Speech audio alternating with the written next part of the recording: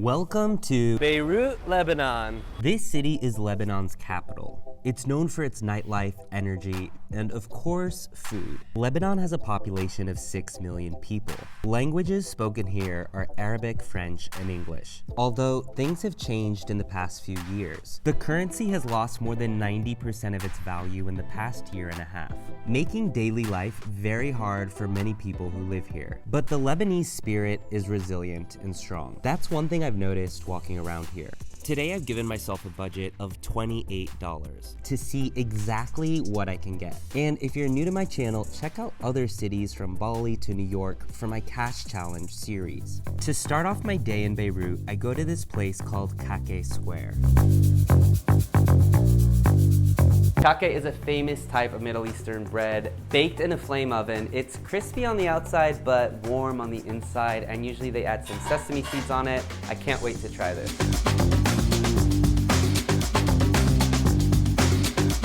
That tastes amazing. The price for all of that is $3.50. Next, I find this really cool open-air pop-up market, and it's called Souk El Tayyib. This place is amazing with all sorts of homemade sweets, foods, drinks, and gifts to give. I see this guy claiming to be a doctor, or at least that's just for marketing. This is Dr. Lemonade. One small lemonade from Dr. Lemonade, 50 cents. Okay, don't judge me because I know I just had a big breakfast, but I have to try this. This is called Manouche. Manouche with caramelized onion, fresh veggies, and cheese, $2.50. A few friends of mine recommend a famous museum in Beirut, so I head there next. It's called the National Museum of Beirut. To get here, I'll have to order a car. This taxi took about 10 minutes. I'll get to the price of all my transportation later. And keep watching because you don't just have to get around by car in Beirut. Welcome to the National Museum of Beirut. This museum was built in 1942, and it's the principal museum of archaeology in Lebanon. This museum is quite impressive. One of the things I really love is how empty it is. If I go to a museum in New York, they're usually packed, but I feel like I have this to myself. There's a total of 100,000 objects in this museum, most of which are antiques and medieval finds. Overall, this was a really cool museum. Highly recommend to visit if you come to Lebanon. I always love coming to museums because you're reminded of the past, and it just is crazy. I think there's a famous quote that says, "Society has changed more in the past 100 years than the previous 1,000 or 3,000 or 5,000 or whatever." And it's really quite the reminder. Oh, and the power just went out because that's a thing that happens here in Lebanon. After about 2 hours at the museum, I head out because it's time for lunch. In Lebanon, you can use Uber, but Bolt is a little bit more popular. It's a little bit more common. And it's definitely a little bit cheaper than Uber, so if you come here, use Bolt. Robert is 2 minutes away in a Mercedes-Benz. I take another taxi to a famous place called Barbar. Okay, they tell me that it's gonna take an hour just to be able to order a chicken shawarma. But luckily, according to Google Maps, there's another Barbar location just a 10-minute walk away.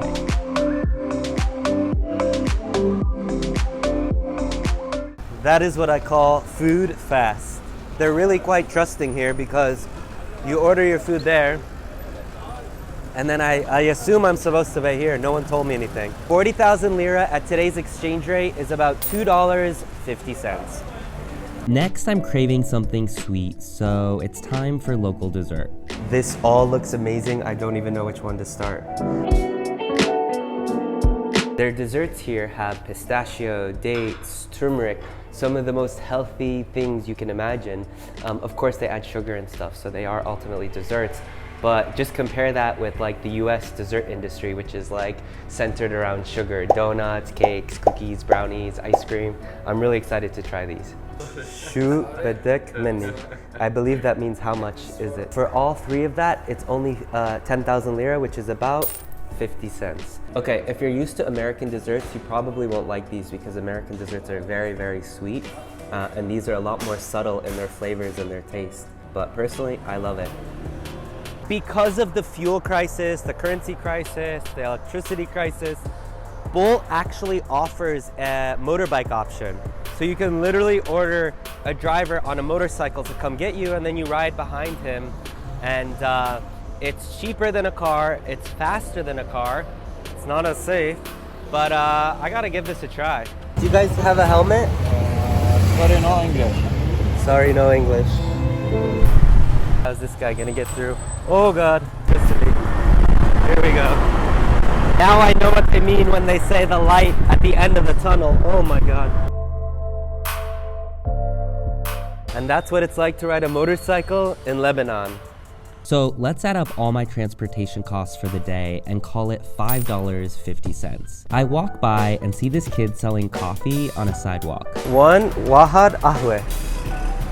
I think I just ordered one coffee. Let's see what happens.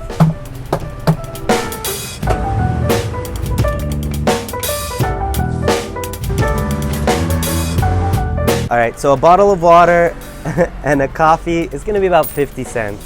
Shukran, bye. And he makes a really strong coffee. I walk around other parts of Beirut, and before I know it, it's dark outside and time for dinner. Okay, if Russell Crowe has eaten here, the food is probably pretty good. Let's go see. I go to this restaurant called Le Chef. Le Chef is a famous eatery in a neighborhood called Jamezet. One thing that shocks me about the menu is how every single price is changing constantly. Again, that's all because of the currency crisis. While the menu looks a bit intimidating, I order some of the Lebanese classics. Hummus, tabbouleh, stuffed grape leaves with rice, spicy potatoes, kibbeh with laban, which is basically chopped meat, yogurt, and rice. All of this food combined, $6. That dinner was really amazing. Still got a little money left, so I'm gonna end this day with a drink. After dinner, I end the day in this area called Mar Michal. It's kind of like a nightlife hotspot for Beirut. I go to this bar and get a gin basil, which costs me about $3. Next, I head to this concert of this Lebanese band called Adonis. The tickets are subsidized, so it literally costs $3 to attend. So, I did it. I spent $28 in one day in Beirut, Lebanon.